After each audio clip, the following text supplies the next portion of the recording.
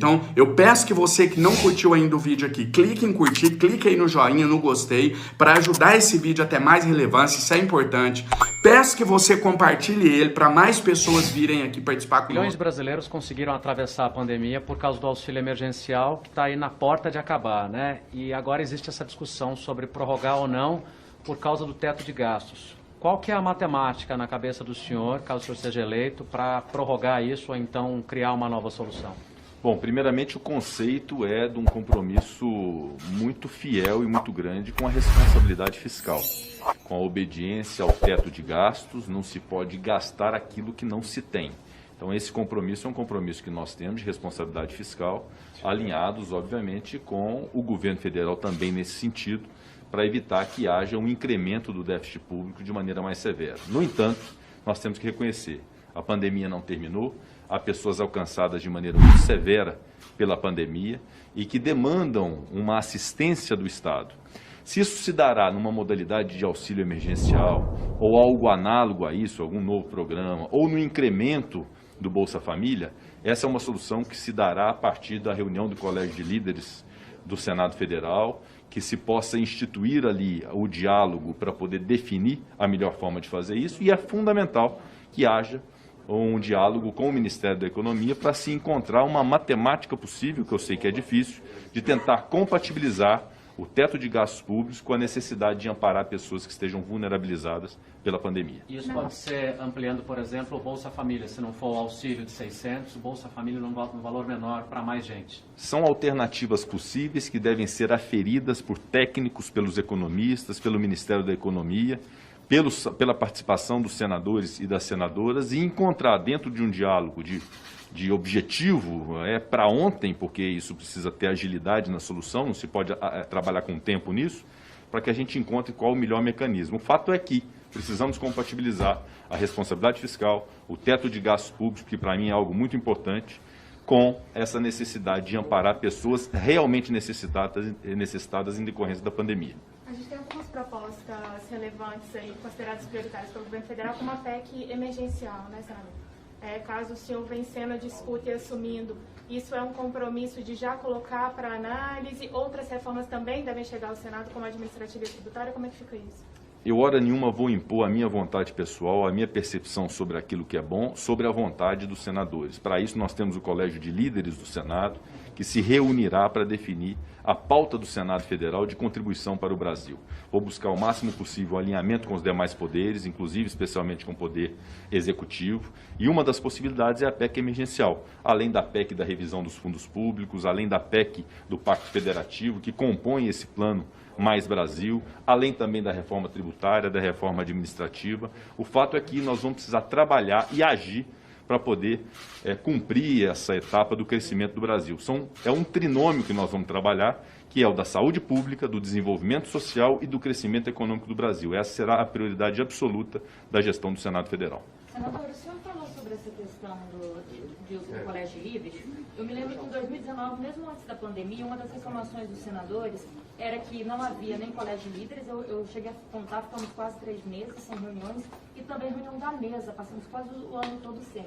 Alguns senadores me disseram que isso seria um compromisso do senhor, e para remendar, se o senhor é candidato do governo, candidato ao Davi, como que o senhor se denomina? Bom, primeiramente, eu sou líder do Democratas no Senado há 2 anos. O Colégio de Líderes se reuniu, não se reuniu com a regularidade que se esperava por conta da pandemia, mas houve reuniões, sim, do Colégio de Líderes, e a minha pretensão como presidente do Senado é mantê-lo ativo, com reuniões semanais, pontuais, em que se possa dar voz a todos os senadores através de seus líderes partidários. A reunião da mesa diretora, de fato, houve poucas reuniões da mesa diretora nesse biênio, até em função do problema da pandemia, e é um compromisso meu também de estabelecer o quanto mais possível uma rotina de reunião da mesa diretora, inclusive para fazer cumprir uma de suas atribuições, que são as informações requisitadas junto ao Ministério de Estado, para poder o Senado participar das informações em relação ao que tem sido feito pelo governo federal. Então são 2 compromissos que eu tenho com os senadores e com as senadoras, e farei cumprir na nossa gestão no Senado Federal. Quanto à sua pergunta, a nossa candidatura é uma candidatura constituída por uma indicação de um partido político, que é o Democratas, com apoio de quase uma dezena de partidos políticos no Senado Federal, de senadores e senadoras numa rede grande de aliança que vai de oposição à base de governo, que vai de esquerda à direita, e eu acho que isso é uma grande oportunidade, singular mesmo, de nós buscarmos a pacificação e uma pauta de consenso para o Brasil. Então nós vamos aproveitar esse momento em que conseguimos angariar tantos diferentes apoios dentro de um propósito comum para fazer a melhor gestão possível no próximo biênio no Senado Federal. Vamos então para dados aí levantados em pesquisa. 7 em cada 10 brasileiros que receberam o auxílio emergencial ainda não têm alternativa de renda com o fim do benefício. É o que revela, gente, uma pesquisa do Datafolha. A margem de erro é de 2 pontos percentuais para mais ou para menos. Vamos ver. 40% da população pediu auxílio emergencial. Desses, 69% não encontraram outra fonte para substituir o benefício e 38% dizem que economizaram para quando o auxílio terminasse. Ainda de acordo com a pesquisa, 58% afirmam ter perdido renda com a pandemia. O Datafolha ouviu 2.030 pessoas por telefone nos dias 20 e 21 de janeiro. Sobre esse assunto, a gente ainda tem que contar para vocês que o presidente Bolsonaro falou hoje sobre o auxílio emergencial. Perguntado por um apoiador sobre a possibilidade, então, de retomar o benefício, ele disse que a capacidade do país está no limite. Vamos ver. A palavra é emergencial. O que é emergencial? Não é duradouro, não é vitalício, não é aposentadoria. Lamento muita gente passando necessidade, mas a nossa capacidade de endividamento está no limite. Thaís, o presidente falou, mas o ministro da Economia e o silêncio dele sobre os programas sociais, eu quero te perguntar se isso preocupa.